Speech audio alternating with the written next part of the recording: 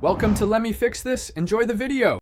In this video, I will explain how to fix AC in your Hyundai Elantra. We'll start by identifying common problems, then move on to checking the refrigerant level and system pressure. Next, we'll inspect the AC compressor and its clutch for proper operation. Finally, we'll examine all electrical connections and fuses to ensure everything is working correctly. This systematic approach helps pinpoint the exact issue. First, use an AC manifold gauge set to accurately measure your system's pressure. If the pressure is low, it usually points to a refrigerant leak. To find those elusive leaks, add some UV dye to the system and use a UV light.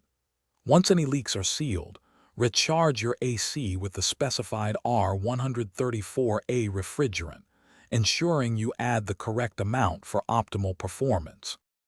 Next, listen carefully for the AC compressor clutch to engage when you turn on the air conditioning. If it doesn't, use a multimeter to test the power supply to the compressor.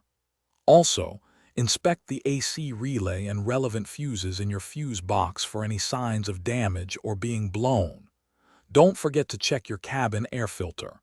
A clogged one can significantly reduce airflow. Sometimes, a faulty blend door actuator can prevent proper temperature control, leading to inconsistent cooling. Clogged condenser fins also significantly reduce cooling efficiency, so keep them clean. Always ensure your serpentine belt is in good condition, as it drives the compressor.